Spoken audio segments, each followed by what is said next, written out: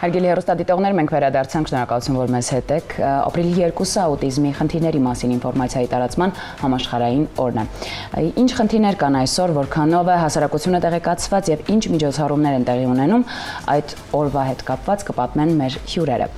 Մեր հյուրերն են Հայաստանի ադապտիվ բուժական ֆիզկուլտուրայի մարզաառողջարարական ասոցիացիայի համահիմնադիրներ Դիանա Դավթյանը եւ Սահակ Խաչատրյանը։ Լույս առավոտի։ Շնորհակալ ենք, որ առավոտը կիսում եք մեզ հետ։ Վաղ առավոտյան եւ այսպիսի սիմվոլիզմով եկել եք մեր տաղավար։ Պատմենք միանգամից, կարծում եմ հեռուստադիտողին եւս հետաքրքիր կլինի։ Շատ լավ։ Ինչպես տեսաք, մենք թեմային համահունչ համազգեստներով ենք, ինչպես եւ նշեցիք, ապրիլի 2-ը ամբողջ աշխարհում նշվում է որպես աուտիզմի իրազեկման օր, եւ մենք անմասն չենք մնացել հասարակության մեջ եւս մեկ անգամ բարձրաձայնելու, որ այո, մեր շրջապատում կան մարդիկ, երեխաներ, որոնք առանձնահատուկ են ընկալում աշխարհը, եւ մենք պատրաստ ենք ընդունելու, ճանաչելու եւ ինչպես ընդունված է ասել, կապույտ լույս վառելու այս երեխաների համար։ Ինչու է puzzle-ը։ Puzzle, որովհետեւ ամեն երեխա առանձնահատուկ մաս ունի եւ երբ որ այդ ամբողջը մենք միացնում ենք իրար, մենք դառնում ենք միասնական եւ փորձում ենք սեր ու հոգատարություն տարածենք։ Դա համար հենց puzzle։ Շատ գեղեցիկ սիմվոլիզմ կա իրականում, ես տեղյակ չէի, կարծում եմ մեր հեռուստադիտողներից շատերն էլ։ Ես պետք է ընդգծեմ, որ մեր եթերում շատ հաճախ գալիս են ներառական կրթության մասնագետներ, նաև երեխաներ, եւ այդ իմաստով թե հեռուստաընկերության, թե ընդհանուր մեր փիլիսոփայությունը շատ կարեւոր է, բայց ինձ հետաքրքիր է ձեր դիտանկյունից, երբ որ պատմեք, թե ինչ խնդիրներ կան այսօր այդ ոլորտում, կրթության ոլորտում, աուտիզմ ունեցող երեխաների ընդհանուր կենցաղավարական իմաստով Հայաստանը ընդհանուր առմամբ ադապտացված է, թե ոչ։ Պետք է նշել, որ եւ ողջունել այն բոլոր նախաձեռնություններն ու քայլերը, հատկապես վերջին տարիներին իրականացվող, որոնք որ կրթության առանձնահատուկ կարիք ունեցող երեխաների համար այդ պայմանները իհարկե ստեղծվել են եւ շատ մեծ նշանակություն ունի ոչ միայն հասարակության իրազեկման հետ կապված աշխատանքները, այլև այն բուն աշխատանքները, որոնք իրականացվում են թե առանձնահատուկ բալիկներ ունեցող ծնողների հետ եւ թե կրթական միջավայրերում եւ թե համընդհանուր ներառականությունը ներդրման այդ մեծ ճանապարհին ունեցած ինչ խոսք, խնդիրներ շատ դեռ կան, բայց դրանք լուծելի խնդիրներ են կարծում եմ եւ ամեն ինչ չի որ մեկ օրում կարելի է ստեղծել։ Համենայն դեպս կարծում եմ Հայաստանը իրոք լավ ճանապարհի վրա է, ճիշտ ճանապարհի վրա է եւ ամեն օր մենք ակնառու տեսնում ենք եւ հասարակության կողմից եւ պետության կողմից եւ ընդհանրապես երեխաների ուշադրության կողմից կատարվող աշխատանքների մեծ ծավալը։ Իսկ որոնք են ամենատարածված սխալ պատկերացումները աուտիզմի մասին։ Ամենատարածված սխալ պատկերացումները կարծում եմ հենց այն է, որ երբ երեխան ունի աուտիզմ կամ որևիցե դժվարություն, նրա հետ հաղորդակցվելը դժվար է կամ չի ստացվում։ Կարծում եմ ամենամեծը սա է։ Բայց արյուտես, երբ որ երեխաների հետ շփվում ես, հաղորդակցում ես, նմանդ խաղում ես, ամեն բան այլ կերպ է դառնում։ Նրանք դառնում են մեր լավագույն ընկերը, առանց ում էլ երբեք կյանքը չի լինում։ Իսկ Հայաստանում աուտիզմ ունեցող երեխաների ծնողները ինչ հիմնական դժվարությունների են բախվում։ Ամենաառաջին դժվարությունը իհարկե նախ ընդունելու հետ կապված այդ ունեցած այդ դժվարություններից հետո հասարակական կարծիքն է, ինչպես կընդունի աշխարհը իր բալիկին, երբ որ ինքն ընդունել է, որ ունի առանձնահատուկ երեխա եւ հասարակությունը ինչպես կընդունի եւ առաջին լուրջ մտավախությունը ինչից սկսել եւ ուր գնալ։ Բարեբախտաբար հիմա մենք կարող ենք փաստել, որ ընդունված հետազոտության տարբեր մեթոդների արդիականացումը, վաղ ախտորոշումը առաջին հերթին որոշակի խնդիրներից մեզ արդեն իսկ ապահովագրում է այդ առումով եւ երեխաների հետ նախատեսված բազում զարգացման, այսպես ասած, կենտրոններ կան, հնարավոր ճանապարհներ եւ ուղիներ կան որ պիտի ծնողը սկսի, բայց ամենաառաջին դժվարությունը իհարկե մեր հասարակության կողմից ընդունելն է, ամենահասարակ տրանսպորտից օգտվելու հետ կապված որոշակի դժվարություններն ու անհարմարությունները եւ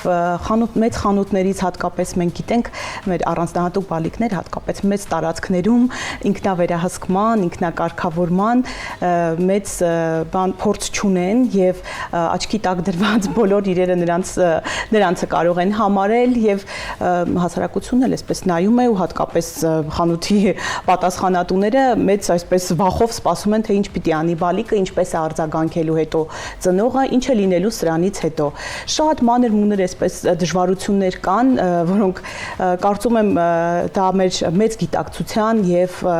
իրազեկվածության շնորհիվ կարող ենք լուծումներ առաջարկել։ Իսկ ադապտիվ բուժական ֆիզկուլտուրան ինչպես է օգնում աուտիզմ ունեցող երեխաներին։ Մենք շարժման մեջ դնում ենք նաև իմաստ եւ ադապտիվ ֆիզկուլտուրան որպես ֆիզկուլտուրայի մաս եւ բուժական ֆիզկուլտուրան որպես կանխարգելիչ արդեն միջոց երեխաներին օգնում է, երբ որ շարժումը դառնում է արդեն ինքնակարգավորման միջոց։ Շարժումը երբ որ դառնում է վերահսկելի այն շտկում է նյարդային համակարգը եւ երբ որ երեխան ավելի հանգիստ է լինում բնականաբար միջավայրում արդեն ավելի հեշտ է լինում հաղորդակցվելը, շփվելը, խաղալը։ Ինչ հրաշալի։ Որքանով է մեր հասարակությունը տեղեկացված այս հիվանդության կամ ախտորոշման մասին եւ ինչ տեղեկատվական գործընթացներ են տարվում, ինչ արշավներ են տարվում, ինչպես են օրինակ տեղեկացնում հասարակությանը այս կամ այն երևույթների մասին։ Եթե համեմատենք մոտ 10-15 տարի առաջ, ոչ շատ հեռու անցյալ, իհարկե հասարակությունը այն ժամանակ գուցե եւ ախտորոշման այսպես ասած գործիքներն են քիչ եղել եւ շատ ծնողներ նաեւ տանն են պահել նմանատիպ երեխաներին, շատ հազվադեպ են հասարակության մեջ հայտնվել այս երեխաները եւ մարդիկ էլ բնականաբար տեղեկացված չեն եղել, որ այսպիսի խնդիր կա եւ ինչպիսի մոտեցում պիտի ունենեն իրենք։ Ճիշտ հարց տվեցիք։ Հասարակությունը որտեղից է իմանալու, որ նմանատիպ առանձնահատուկ բալիկներ գոյություն ունեն եւ ինչպես պիտի ինքը դրսեւորի։ Շատ հաճախ մենք ասում ենք, այ հասարակությունը չի ընդունում եւ այլն, բայց պատճառն այն է, որ այդ հասարակության մաս կազմող անհատը նույնիսկ չգիտի ինչպես իրան դրսեւորի։ Երբ ցուցաբերում է գերխնամք, ծնողը հնարավոր է դրանից ավելի կաշտկանդվի։ Երբ պարզապես որևէ բան չի, այստեղ ամենակարևոր բանը, երբ որ գոնե լսում են այդ խնդրի մասին, իսկ հիմա շատ միջոցներով սկսված հեռուստատեսությունից, տարբեր հասարակական կազմակերպությունների, ոչ միայն հասարակական տարբեր կազմակերպությունների կողմից նմանատիպ արշավները, տեղեկատվական արշավները գնալով շատանում են, այ կոնկրետ եթե համեմատեմ նույնիսկ անցյալ տարվա հետ, այս տարի շատ հետաքրքիր միջոցառումներ են տեղի ունեցել տարբեր ոլորտներում, տարբեր մակարդակներում, որպեսզի հանրությունը տեղյակ լինի, որ կան այսպիսի երեխաներ եւ ինչպես օրինակ կարելի է դրսեւորել, իրենց ամենաառաջին բանը, որ կարող է անել քաղաքացին, գոնե լռելն է։ Լռել եւ հասկանալ, որովհետեւ միևնույն է ծնողը անմիջապես կարգի է բերելու այն իրավիճակը, որը ստեղծվել է, դա մեծ փորձառություն ունի այդ ոլորտում, այսպես ասած, մեր խնդիրը գոնե չխանգարելն է, որ երեխան մեր հասարակության մեջ իրեն լիիրավ անդամ զգա։ Դիանա ջան, մի հարց, որքանով է կարևոր վաղ ախտորոշումը եւ վաղ միջամտությունը։ Իրականում վաղ ախտորոշումը առաջին հերթին վաղ ախտորոշումը մեզ հնարավորություն է տալիս ամեն ինչ սկսել դեռ վաղ փուլում եւ պետք է մի կարևոր փաստ շեշտեմ, որ որքան էլ այս երեխաները նման, բայց այնքան էլ առանձնահատուկ ու տարբեր են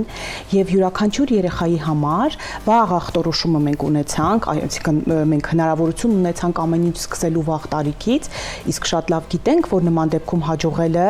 եւ ավելի բարձր, ավելի լավ մակարդակի հասցնելը երեխայի հնարավորությունները մեծանում են։ Եվ այստեղ մի կարևոր փաստ կա, որ Վաղ հնարավորություն է տալիս նաև ճանաչել երեխային եւ երեխայի հնարավորությունները ավելի վաղ փուլում եւ ամեն երեխայի համար կոնկրետ ճանապարհային, այսպես ասած, քարտեզ ունենալ եւ հասկանալ, թե այս թերապիաները օգտագործելով երեխան դեպի ուր կգնա։ Ամեն երեխայի համար սա մեզ հնարավորություն է տալիս առանձին ճանապարհ ունենալ, մեկը հնարավոր է, որ բացահայտվի, որ սպորտի միջոցով կարող ենք հիանալի արդյունք ունենալ, ասենք իր հետ կապ չունեցող գուցե խոսքի ոլորտում, այսինքն մեր ամբողջ գերնպատակը, որ երեխան ինքնադրսևորվի եւ կարողանա իրեն հասարակության մեջ այնպես անել, որ իրեն գոնե հասկանան։ Սա մեզ այդ հնարավորությունը վաղ այս պահին տալիս է։ Մարզերի հետ որևէ համագործակցություն կա, մենք դիտարկում ենք օրինակ Երևանը կամ հարակից քաղաքները, այնտեղ բավականին ակտիվ է, իսկ մարզային մտածողությունը այս իմաստով ինչպիսին է, դեռ կան նախադեպեր, որ միևնույն երեխային տանն են պահում, չեն տանում որևէ տեղ կրթվելու, դուրս չեն տանում։ Այդ հարցին ես կպատասխանեմ, ասեմ, որ մեր գործունեությունը ոչ միայն Երևան քաղաքում է ծավալվում եւ ոչ միայն մեր Երևանի բնակիչներին ենք օգնում, այլ նաեւ մարզերում ունենք կենտրոններ եւ կենտրոնները հենց հատուկ են բացված, որ երեխաները բացի ճանապարհը, մեծ ճանապարհները հաղթահարելու, խցանումների մեջ ընկնելու, որովհետեւ այդ դեպքում է վարքի դրսևորումները լինում եւ բավականին դժվար են երեխաները մարզերից գալիս հասնում Երևան։ Իսկ ինչ մնում է այն հարցին, որ երեխաները տանն են թե ոչ, այս բանին ուզում եմ փաստեմ, որ ոչ, ծնողները բավականին իրազեկված են եւ ամեն ծնող ուժ ու եռանդ չի խնայում իր երեխային ինքնուրույնությանը հասցնելու եւ նման կենտրոն տանելու։ Իսկ ձեր գործունեության ընթացքում ինչ պատմություն է եղել, որ առավել հուզել է ձեզ։ Կհիշեք այս պահին։ Հուզելու հետ կապված, այո, ուզում եմ ասել, որ մեր առանձնահատուկ այս մեր բալիկները շատ հրաշալի զգում են այն մարդկանց, ովքեր որ կարողանում են ներթափանցել իրենց աշխարհը։ Մի բալիկի հետ էի աշխատում եւ այնպիսի իրավիճակ էր ստեղծվել ինձ համար, դժվար իրավիճակ էր։ Համենայն դեպս ես ինձ հավաքված դաս եմ անում եւ մի կողմից խոսում են իմ արդյունքները, բայց իմ դասը դրանից չի տուժում, որովհետև այստեղ ես պատասխանատու եմ այն ծնողի առջև, այս բալիկի առջև եւ իրականացնում եմ իմ պարապմունքը, բայց բալիկը անմիջապես զգում է, որ ինչ որ մի բան այն չի։ Ու սպոնտան խոսք շատ հազվադեպ էր ցուցաբերում այս բալիկը, տեղից վեր կացավ, լացումա, անձեռոցիկ, տուր, բեր, միլացի, սրբում ենք։ Ու չեք պատկերացնի, ես մոռացել եմ ամեն ինչ, գրկել եմ այդ երեխային այնքան, ու ես հասկացա ինչքան կարևոր եմ ես այդ երեխայի համար, որ իմ հուզական վիճակը ինքը անկախ իմ բոլոր ջանքերից զգացել էր, ու անմիջապես վերցրած այդ բանից, ես դա երբեք չեմ մոռանա, ու իսկապես շատ սիրում եմ իմ բոլոր բալիկներին, առանձնահատուկ եմ սիրում, եւ այն զգացողությունը, հա, այն ապրումակցումը, որ ինքն ունեցավ այդ պահին, ոչինչի հետ համեմատել չեմ կարող։ Իրականում շատ հուզիչ է եւ իրենք շատ էմպատ են, այո, ես էլ փորձառություն ունեցել եմ, իրենք միանշանակ են լավը, բարին, դրականը, լուսավոր, ինչպես եւ բոլոր երեխաները, այո, շատ ավելի այլ կերպ են։ Քանի որ դուք համահիմնադիրներ եք, ինչպես ծնվեց գաղափարը, որ պետք է հիմնվի ասոցիացիան, ինչ կարիքից ելնելով կամ ինչ խնդրից ելնելով։ Դպրոցում ֆիզկուլտուրայի դասավանդում մինչ այդ եղել եմ կարատեի մասնագետ, մարզիչ եւ երբ որ սկսվեց ընդհանուր ներառականության այդ process-ը, հա, դպրոցներում, օժանդակ դպրոցները փակվեցին, ես առաջի անգամ հանդիպեցի հատուկ կարիքով երեխաներին եւ երբ որ օգնում էի նրանց հենց ֆիզկուլտուրայի տեսանկյունից, գնդակ էինք իրար նետում, խաղեր էի փորձում խաղալ, ես հասկացա, որ կարողանում եմ ինչ-որ մի բանով օգնել։ Եվ երբ որ ծնողները բարձրաձայնեցին այդ հարցը, որտեղ եք դուք մարզում երեխաներին, որտեղ կարելի է սկսել ձեր հետ այդ դասերը անցկացնել, հենց այդ բանին ծնվեց միտքը, որ պետք է ունենանք կենտրոն նպատակաուղղված երեխաների շքողավերականգնողական աշխատանքներին, եւ դա 2017-18 թվականներն էին։ Միտքը հենց այդտեղից է սկսվեց, երբ առաջի անգամ հանդիպեցի հատուկ կարիքով երեխաներին։ Իսկ ինչ ուղերձ կցանկանայիք հղել ծնողներին, որոնք նոր են բախվել այս խնդրին, այսպես ասած։ Գիտեք, առաջին բանը որպես ծնող, որպես մայրիկ նույնպես առանձնահատուկ բալիկ ունեցող մայրիկին պիտի ասեի, որ երբեք չընկճվեք, շատ բան եք լսելու, շատ պատմություններ եք լսելու, տարբեր բաների եք բախվելու, բայց մի կարևոր բան կուզենամ, որ իրենք միշտ հիշեն, իրենք մենակ չեն։ Միշտ կա հասարակության մեջ, շենքում, բակում, մասնագետների մեջ, այս աշխարհում միշտ լինելու են մարդիկ, ովքեր որոշակի լույս են վառելու իրենց համար, թող երբեք չընկճվեն, պարզապես ընդունեն ու անսահման սիրեն իրենց բալիկին, իրենց առանձնահատուկ բալիկին եւ ընդունեն, որ իրենց բալիկն էլ ով է ասել, որ բոլոր բալիկները պետք է միևնույն ձևի լինեն։ Իմ բալիկն այսպիսին է ու նա ամենալավն է։ Այս կարգախոսով պիտի շարժվենք առաջ։ Հենց այս նոտայի վրա ձեզ պետք է շնորհակալություն հայտնենք այս կարևոր նախաձեռնության շուրջ, որովհետև ես անգամ չեմ պատկերացնում, թե ինչքան հազարավոր ծնողների եք դուք օգնում եւ երեխաների այսպես նեցուկ կանգնում։ Շնորհակալություն մեր հեռուստադիտողներին, որ մեզ հետ էին, մենք հիշեցնենք, որ ապրիլի 2-ը աուտիզմի խնդիրների մասին ինֆորմացիայի տարածման համաշխարհային օրն է։ Շնորհակալ ենք, որ այսօր եղաք մեզ հետ Կենտրոն հեռուստաընկերության եթերում։ Լույս առավոտին ավարտվում է, բայց դուք մի փոխեք հեռուստաալիք եւ մնացեք Կենտրոն հեռուստաընկերության եթերում։